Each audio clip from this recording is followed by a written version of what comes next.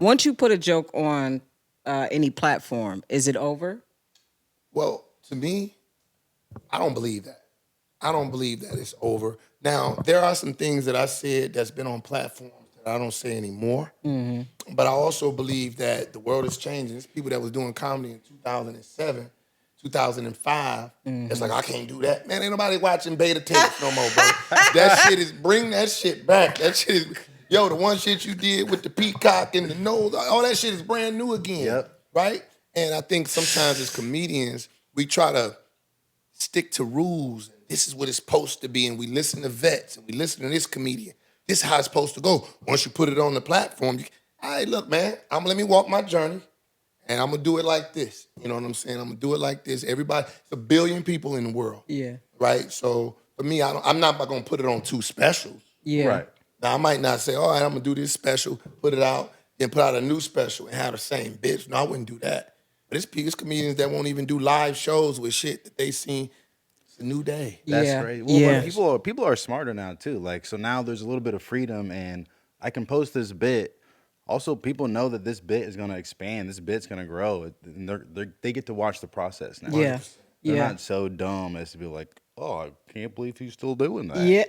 Like they understand how the process goes a little bit. Yeah. You know? And I think that's the reason why like I wanted to do this kind of podcast, because I do feel like a lot of things expand and there's so much you could put out there in the growth of a joke. So stemming in from the joke that we was just listening to on the opening, what you call that shackling up? That was Valentine's Day. Trust issues. Well, on that particular show, and that particular bit about trust issues, it started out, Chaunte, I used to do this bit about, my bit started out, check it out, it started out like, yo, make some noise if you in a relationship. And the crowd was like, ah. And I'd be like, fuck relationship. Right? Because it ain't no trust. Yeah. My girl hanging over my shoulder. I'm in my phone. My girl hanging over my shoulder. Tomorrow. What you gotta hide? I gotta hide your ass. Right? So all my shit used to be about my girl's trust issues, how she would always be right? And then I thought about it over time, and I'm like, but really though, I got some of that shit. Yeah. And that's when the truth came out.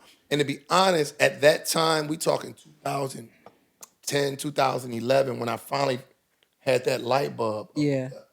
People wasn't doing that. Now it's all over the place. Nobody Yeah. has a problem saying they have trust issues. Yeah. At that time, a man coming out talking about you got trust issues. Who Insecure? is this dude? Yeah. You insecure? Yeah. Right? That was different. And I think what I found was that turned into being my niche, my thing. Like, oh, this dude shocks. It's a shock factor. Oh, it's him? Yeah. Yeah, it's me. And most guys are like that. All guys are like that, right? 100%. 100%. We're all like that, but we're too ashamed. Men just wasn't doing it. Now it's everywhere in the skits, on the stage. Nobody Yeah. has a problem saying that. So that joke didn't start out with me. It started out with me going on and on and on about how my girl just didn't trust what I do, and she didn't trust this, and she going through my phone. And I'm like, but really? You like that shit. No, I hate that shit. But it's me. Like, but it's me though. Nobody like that. But it's really me. Yeah. Right? I have the same feelings about it. Like, you know what I mean? Like walking in the restaurant, the dude in front of us trying to stop and hold the door. I'm like, my nigga, we good. I got it. Yeah. You can let the door swing back, fam, bam. Like all of those things are whether men say it or not, we feel it. You know? So 1,000,000%. that's kind of where that strive from. So I was able to build from that.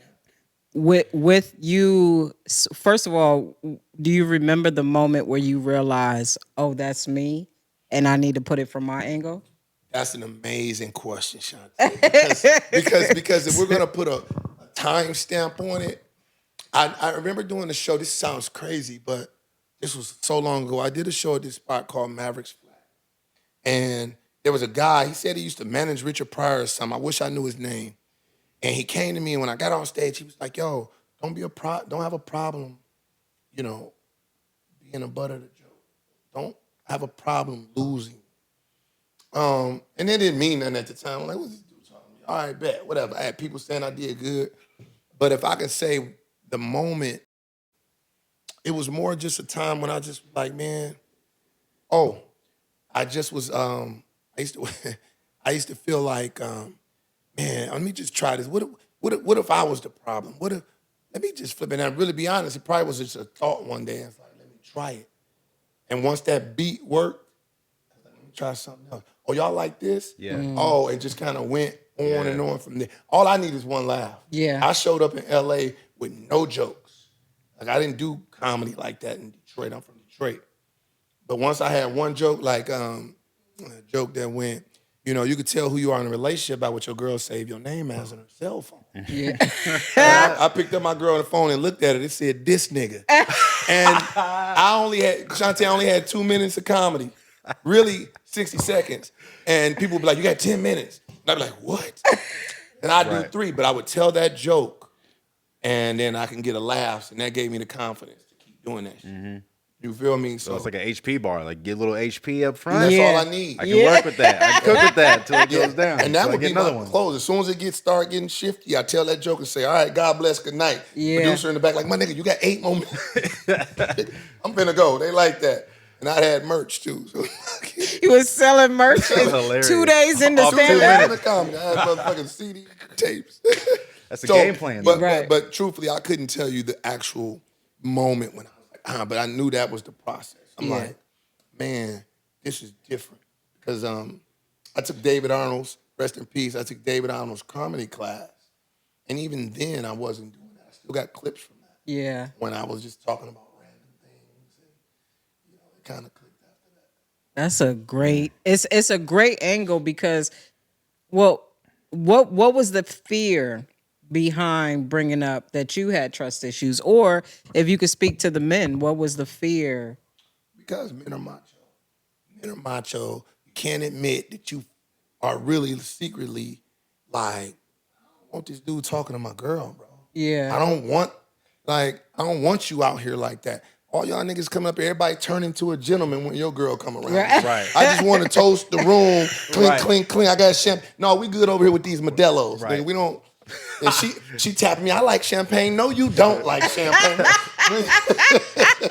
So every man is like that because men always try to swell up when your girl come around. And that's a truth. And once I tapped into that and got one giggle, one laugh, I just stayed in that lane because that's true to me. Yeah. Right now, a lot of the jokes are maybe a little bit embellished, the actual funny of it. Yeah. But the truth is I don't play that shit with my girl. Keep it moving. And I think men can relate to that. Oh, absolutely. Yeah, I mean that's part of what makes comedy such a fun, like creative act. Is like a lot of it is things that we all are experiencing and thinking about every day.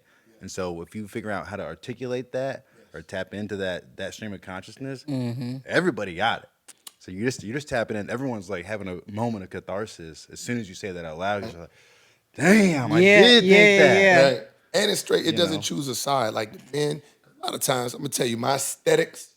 Men are walking me on stage. I walk on stage. Men are like, "Oh, this motherfucker. Yeah. Oh shit, he just like us." Yeah. I'm fucking with him, and the women fuck with it for various reasons. So I just found a little lane that I believe personally has opened up a lot of lanes.